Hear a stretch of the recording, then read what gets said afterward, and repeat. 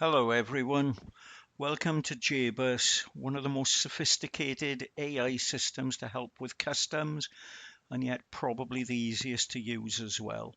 All the intelligence happens in the background. Most people when they're shipping goods struggle getting HS codes or tariff codes, whatever you want to call them. They're very important. If you get them wrong, it means all sorts of delays, extra fees, and possibly fines and extra duties as well. So anybody shipping goods abroad will need a commercial invoice and a HS code. So if we go straight to HS code or tariff finder, export from the UK, let's choose Austria, and then you just give a simple description of what you're sending. So if we put in laptop, for example, just click on classify. It'll ask a couple of simple questions. Self-contained computing device. Okay, so we click on that, and there it gives. Remember, a lot of these customs codes are very old. The one for a laptop was obviously created in the days when a laptop was the size of a suitcase. You don't have to worry about all the extra documentation. That's for the customs agents to use. So we've got here the duty rate is 0%, which is good news. And you've got the Austrian import VAT, which is 20%. If you wish, you can go and look at it on TARIC, which is the EU system. Not the easiest thing to understand, but you can click on it and check for yourself if you wish. So it gives you the duty there, all the extra information you need. So if we jump back, and then we can either just classify another product, but if you want to start building your commercial invoice, if you click use on invoice, and you've got a very easy form here to fill in, put your company and sender details here, the receiver details, the person in Austria who's purchased the goods. Now you will need EORI numbers because of Brexit. So you get the receiver's number there, put that in there. You get yours here. If you don't already have an EORI number, it's quite easy to get straight from HMRC. So you click on the link here, and that tells you how to apply for one. Now you do not need to be VAT registered, but you will need one. So once you've got your EORI number, you just stick it in the box here. You put your invoice number in there if you wish. Choose a ship-in date. Put it down for, I don't know, next week. Currency, you can flip there. Description of goods. So weight, we'll put in, say, a kilo. Put down 800 pounds value. Now, country of origin. If you don't know, you can either leave it blank or put GB in, but I happen to know this one comes from China. So we put that in, and you can just add another item. So if you click that a few times, it opens up some extra lines for you to add more items. So product description, let's put something a bit more difficult in. Spag bol. Now our AI system is clever enough to know that spag bol means spaghetti bolognese. So we do a search here, and it asks a few simple questions. Ready to eat or pre-cooked pasta dish? Well, that's normally what a spag bol is. You have a few other options here as well. So we click on that, and then it gives you the code. There's all sorts of extra rules and regulations shipping to the EU regarding food products and things like that. All these are covered here. And again, this will mean a lot more to your customs agent.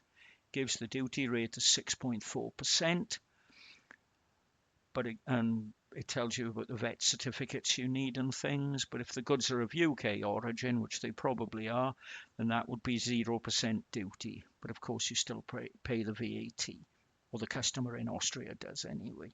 So we click on use on invoice. Let's try something else. BMW V8 engine. Oh, little mistake there. BMW V8 engine. Petrol or diesel? No, this one happens to be a diesel. Petrol was far more common, but we'll choose a diesel, new or used, and then it asks what it's used for. This does make a difference, and I mean they have been used in boats and things, but in this case we'll click on car, and then it asks for the power output. It's been done in 2 different power outputs, so we'll choose this one, and there's your answer. Again, it tells you the documentation needed, import VAT to Austria, the duty rate, and then goods of UK origin or EU origin qualify for 0% duty.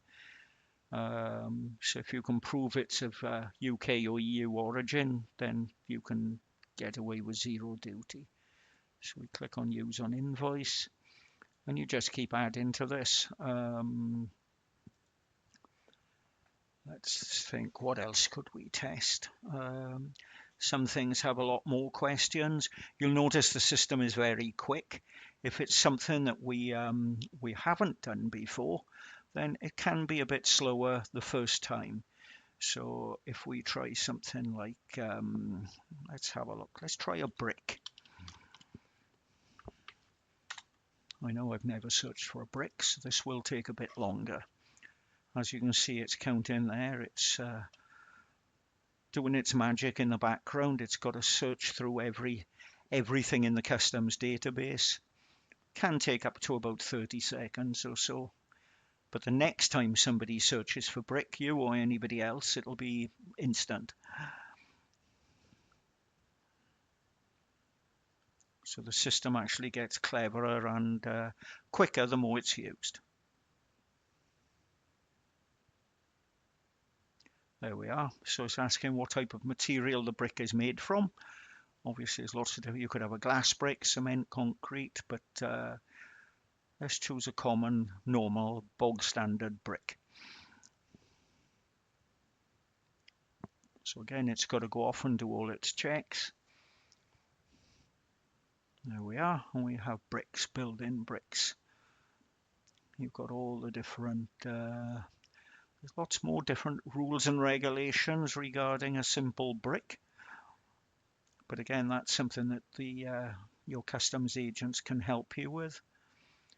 You can see the duty rate is 2%, but again, if it's of UK origin, which they're probably going to be, then you can get away with 0 duty. And again, you can look at it on the tariff system, and it'll give you the details there.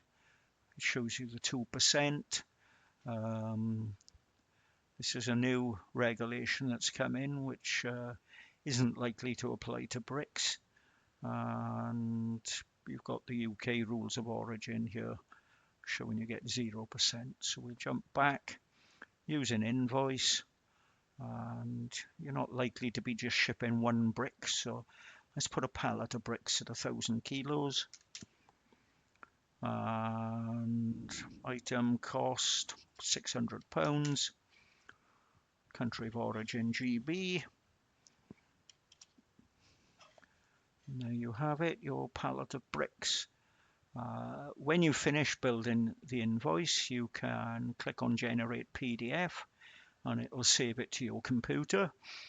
You can then take this commercial invoice. You can either use your own customs agent or give it to your haulier, or you can choose submit to customs. And when you do that, you come up with this, and if you pay us a competitive fee, then we can submit this to customs for you. So you just click and pay, and then we get the paperwork and we submit it to customs on your behalf. I hope you agree this is nice and straightforward. It's certainly the easiest system I've ever seen. And trust me, I've used lots of different custom software, and a lot of it is very difficult to use. We also have our customs chat assistant here. And this takes you to a general chat assistant about customs and other such things. So if you type in, for example, do I need an EORI number? It'll have a think about it.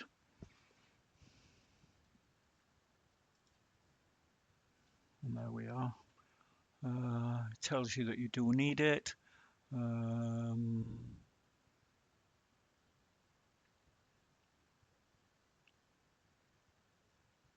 Again, we can help you with the EORI registration if you get stuck.